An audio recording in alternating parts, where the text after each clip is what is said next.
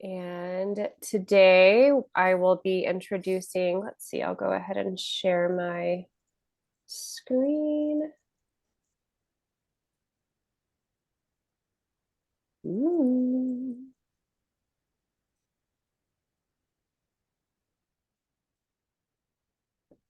All right, not that. Yeah, that should be good enough. Does that look all right to y'all? Mhm. Okay, so this is our second and final optional synchronous meeting. It feels like it's already week 6. There's only 7 weeks, right? We've already almost made it through it. Congratulations. This is the itinerary for today. We'll be doing pretty specifics about the assignments this week, the content of this week, and there will be time for questions. Should be 50 minutes or less right now. Yeah, I want to just jump into the reflection. Like I offered last time, and like I shared last time, one of my favorite things that my professors would do during our live classes was open with a sort of reflection. Um, I pulled what I'm about to read from the trauma stewardship book that hopefully y'all have been reading or have it on the docket to read or have finished. But this is some pieces that I pulled from it and I organized it in a little bit of a different way. But on our role and what we do for our clients. When we talk about trauma in terms of stewardship, we remember that we are being entrusted with people's stories and their very lives. We understand that this is an incredible honor as well as a tremendous responsibility. We know that as stewards, we create a space for and honor others' hardship and suffering, and yet we do not assume their pain as our own. We care for others to the best of our ability without taking on their paths as our paths. We develop and maintain a long-term strategy that enables us to remain whole and helpful to others and our surroundings, even amid great challenges. To participate in trauma stewardship is to always remember the privilege of sacredness of being called to help. It means maintaining our highest ethics, integrity, and responsibility every step of the way. And not in contrast, but alongside our work with ourselves as therapists. Remembering that we have the freedom to choose our path is a central tenet to the book, Trauma Stewardship.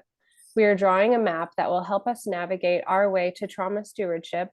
The more we understand about where we are, the better our choices about where we go. The first step is to slow down and take stock of where you are now. As you do so, keep in mind that you can decide your course of action with respect to the work you are doing and resolve to interact with what is in front of you in an honorable way. Intentions like these can go a long way towards sustaining a life of meaning and purpose. That's the topic of these last 2 weeks is trauma stewardship, and also, well, not just trauma stewardship, but the therapist as the space holder for what our clients will be bringing in. And this was at the end of these 7 weeks on purpose. I think the hope was that in your reflection that maybe it cultivated some of this process and thinking through and learning the technicalities or the practicalities of working with trauma and crisis. Now we're going to spend 2 weeks processing that, and what does that mean to you, and what did that bring up, and we need to check it. I think we should constantly be checking what where you're at with how much space this is taking up in your life. You'll see in the reflections this week that that's what it's focused on is how you're doing as a therapist. This is my reference. I said that I was going to offer a resource recommendation. So at the beginning of my MFT class, my MFT program at Fuller, it was in person in Pasadena, California. It was amazing. I loved it, every second of it. But this was the book. So my program was integrated too. It was a really strong focus on theology and psychology together. And so our professor, what was her role? She had a really cool name, but she did a lot of family work in hospitals, working kind of like social worky, but also she had an MFT and would work with the nurses, doctors, families, and the patient. And I really appreciated her perspective of what we do. But this was the book that we read through with her. It's Can You Drink the Cup by Henry Nouwen. And so Nouwen's perspective is his coming into priesthood, but biblically that's referencing when I think it's the sons of Zebedee asked Jesus, like, can we sit beside you? Can we come and be at your right hand? And Jesus asks them, can you drink this cup? And so this whole book is about different aspects of holding the cup, observing the cup, and drinking from the cup. And I think I'm sure everyone could agree that a lot of what we do resembles that, holding pain for our clients. And so the most important thing from this book that I got was like, I guess literally like looking at what we're doing, like holding it and looking at it and being curious about what am I taking on, instead of it being something we're just kind of moving through and every now and then we check on it. It's something that we almost externalize and think about and hold. Any comments, questions, thoughts on the either the reflection or the resource or anything? I love all these resources. I just wish I had more time. Yeah. Yes. Take note. Mm-hmm. Put it away for another time. I get it that this is not necessarily the best time to add something else on your list, but this is one that I just want y'all to have jotted down on a sticky note somewhere. Absolutely. Mm-hmm. Yeah. I think I would, I'm loving this trauma stewardship book. I think it's just an incredible resource. So I've been really grateful to have that as part of our program. Good. I would be curious to hear from you, like, what are your practices? I mean, I love the compass at the back and kind of that as a deliberate guide of how to check in, but how have you in your own life and practice continued to notice, continue to pay attention? I would love any insight you have. Yeah, I think consultation is huge. I think having, before we just now moved, like I said, into a new building, and we have more counselors that we meet with, and we talk about not just cases, but we're able to, I feel like you could be isolated in this work, and I think that's really dangerous. And that's something that I've learned. I'm going on my 10th year of practicing, and I think having that friendship, not just like a really professional colleague like at this level, but I've developed friendships with other people that are doing this work, and that feels like a safe option for me to say this was really hard, or I brought this one home with me, and I wish, I'm glad I have this dynamic to put it out here instead of hold it on my own. And then also, I think a huge part of it is I only see clients on Tuesdays and Thursdays, and I found other work. I can't do this work, and I know my capacity. I think that's part of it too, is knowing your capacity. I see like 10 to 12 clients a week, and that's all I feel like I can do, and that's all I want to do. And so I'm finding other ways to use my license, like teaching, and I like to do public speaking and like community education, and that's what I'm going to do. That's what works for me, and I know other people can have. 1 second, I need to cough. Dang, I was gonna try to mute it. Okay. I know some people can just fill up their, do a 40-hour week of seeing clients, but I know my capacity and I can't do that. I feel like I can't do that ethically. And I can't do that for me and my family. So that might not have been as practical as you were looking for, but I think over time you learn, and I think it's really important to listen and pay attention to what your mind and body are telling you, and others, those around you, what they're telling you to. Thank you for sharing. Did you, has that always been your path of part-time seeing clients, or did you start more full-time and realize as your own life circumstances shifted that you needed to shift, or how was that for you? If you don't mind me asking. I don't mind I'm at just all. very intrigued by all of this. Yeah. Sure. My internship when I was in California was definitely just baptized by fire. I think out of school, I mean, as many hours as I could get, and there were as many kids that I needed to be seeing, and that almost made me leave the field. That was really challenging. And at the time, I was just me and my husband. I didn't have kids yet. And then I always I went right into private practice.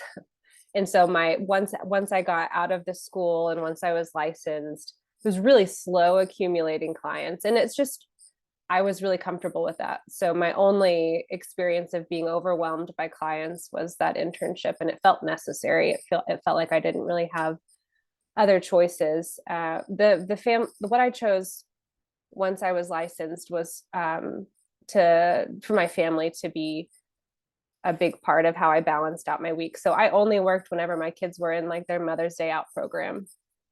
And then I was home with them on Monday, Wednesday, Friday. And that's just what I chose. And that's what worked for us. And now my youngest started kindergarten this year. So I feel like it's a whole new world. I've had 9 years where I did move everything around what my kids had going on. And now I feel like I have all this autonomy with what I can do, and I'm still choosing. I could very well open up all of the hours of the week. I have to cough again.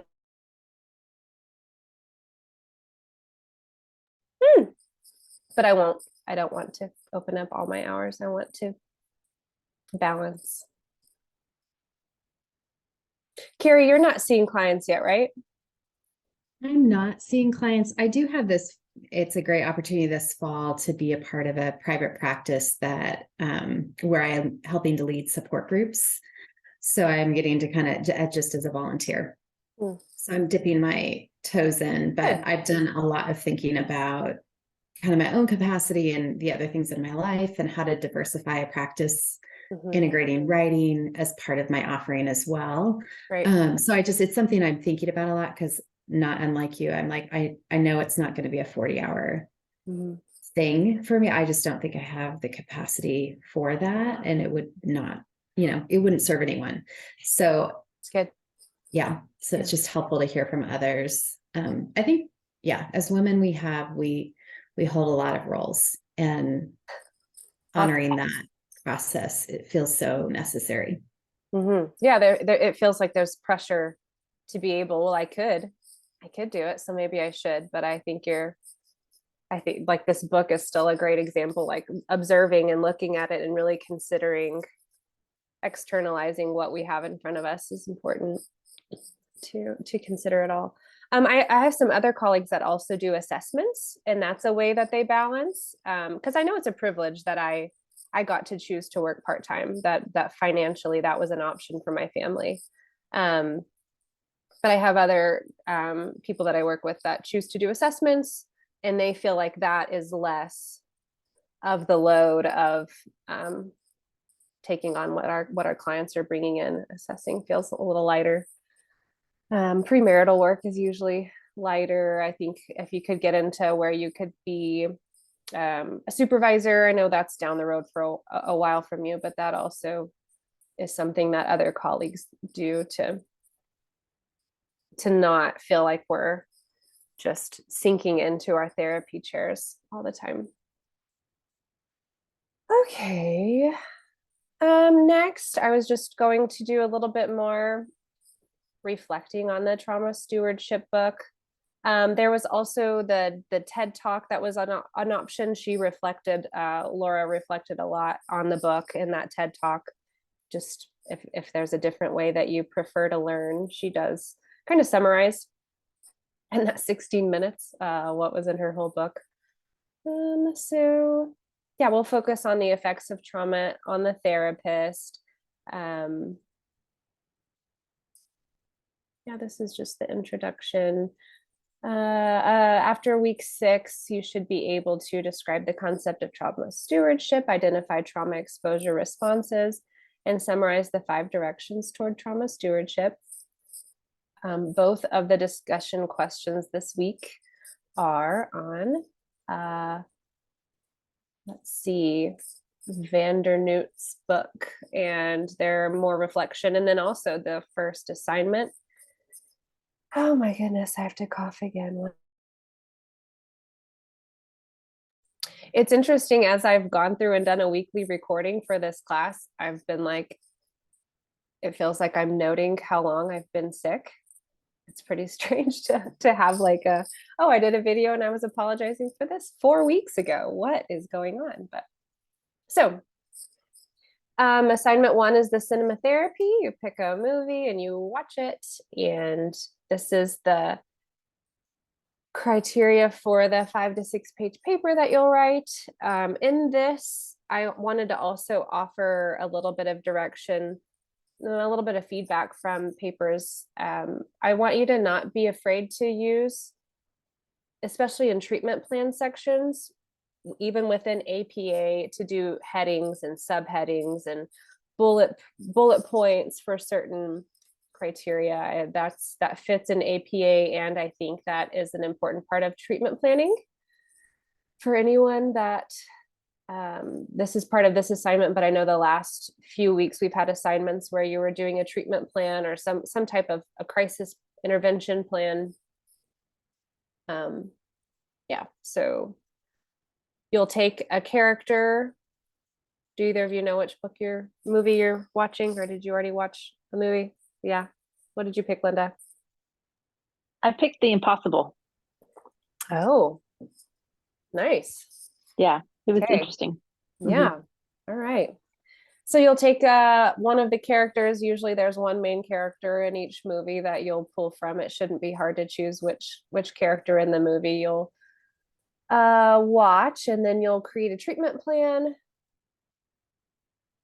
short-term, long-term goals, description of the concept. So each of these, like, this is the treatment plan. Here's the section. And it's okay to do subheading, short-term goal, and then you can do bullet points, or you can do a paragraph. Either one is fine. And then another major heading, trauma stewardship, and then a section there. And then, because obviously this isn't going to be like the annotated bibliography is really organized and really professional. This is kind of part reflective, part organization. So it's pieced together in a way that I understand isn't going to be fully, like,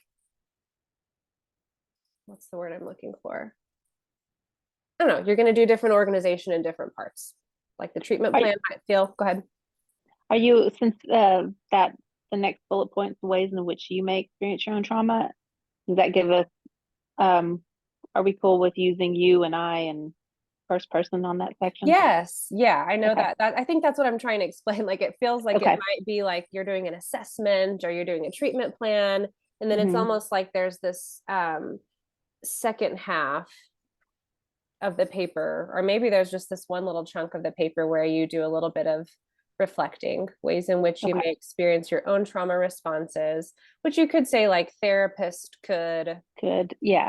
therapist may potentially have this type of trauma response, or here are three particular trauma responses the therapist may have when working with this patient.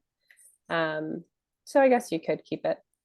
Okay. I hope that shows that I'm not necessarily like really picky in there, trying to make sure that you're following the same voice throughout, because I recognize that this is a little bit kind of comes and goes. And then the 5 directions, that was in the trauma stewardship book. And then I also pulled this up.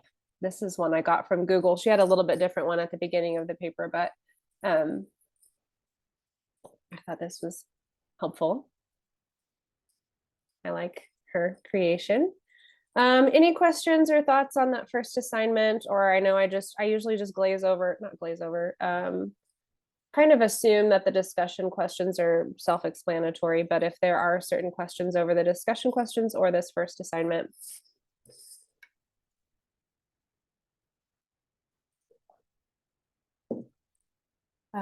The second assignment is the quality of life scale and then the reflection paper. So you'll take, this is just a screenshot of the quality of life scale. You'll take this for you and how you're doing right now. It's looking for compassion fatigue and compassion satisfaction. I really like that term. It's an interesting term, compassion satisfaction. So you'll go through, there's a link to it. This is obviously not the scale in its entirety. You'll go through and you'll take it, and then you will do a reflection paper on your results. So it seems like the only reference that you would need to have is the scale itself. I'm not asking for you to go pull anything else. It's a reflection paper, 1 to 2 pages. I think the only APA guideline stuff I'll be looking for is like double spacing.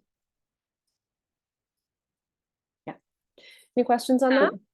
You don't want the scale submitted, just the paper. No, that feels private.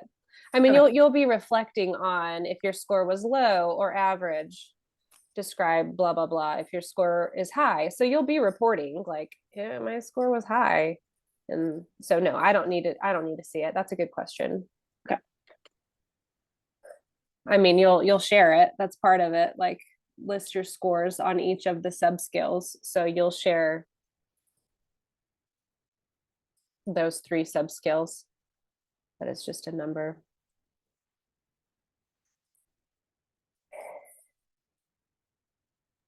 So do we need title page or not? Just, we really can just do a double page document answering these questions is what I'm hearing. Is that correct? Yes. Okay, thank you.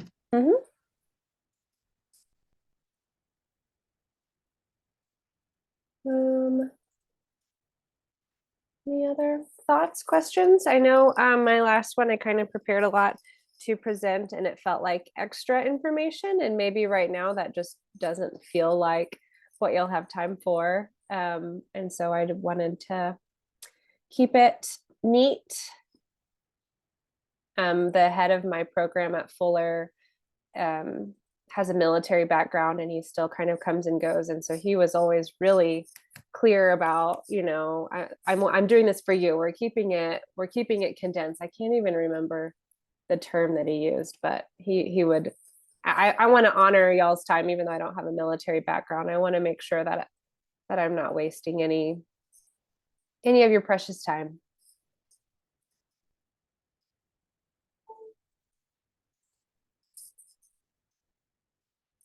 I appreciate y'all logging on. I don't think I have anything else I need to say. Do you have any? Always reach out. I think I gave feedback for the last paper.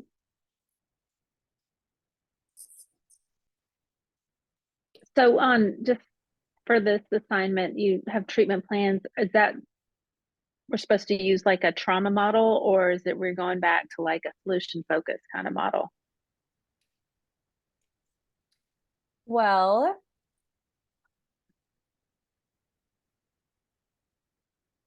I would think it depends on the character.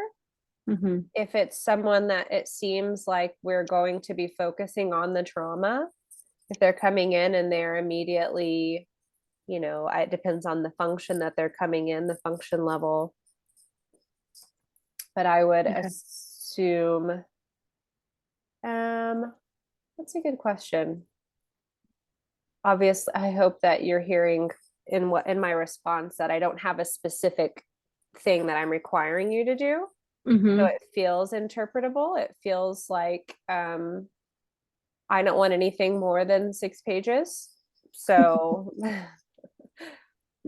I think just the importance is showing that you're conceptualizing. Like if you were to have this client and you were to write their treatment plan, what would you pull from it? What would be the most important things that you would think that would be short-term and long-term goals? I do like Gayhart's model that he used. Yeah. I think that's really well organized. I think treatment plans should be really well organized. So, and like, I'm not saying like lengthy organized, but like, this is the goal, and these are the interventions that we will use to work toward this short term, and then this is the long term goal, and these are the interventions that we would use to work toward achieving that goal for this patient, this client. Okay. Is that too ambiguous, or is that helpful? No, it's good. I watched the movie last night, and so I have the character in mind, and he's like a young teen, and so I was trying to figure out exactly which way to go with him. Mm-hmm. So Mm-hmm. All right, gals. And then we've got week 7. I didn't make the list for the assignments there. I figure you need to wrap your mind around this one first, but I'll do another video on, one second. On Monday or Tuesday. And hopefully Thank you. my throat will be better. Yes. Thanks for logging on. Okay, I can stop sharing. You. All right. Y'all have a great week. I hope you have a Thank good week you. too. Always reach out. Thanks, y'all. Bye. Thanks. Bye-bye. Bye.